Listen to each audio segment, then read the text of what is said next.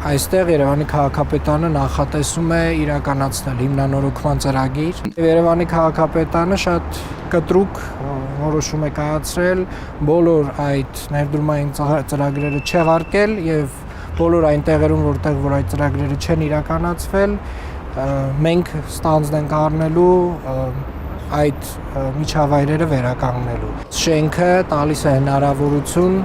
ստանալու մի յուրօրինակ միջավայր եւ նաեւ միջազգային մասնագետների ներգրավմամբ ես կարծում եմ, որ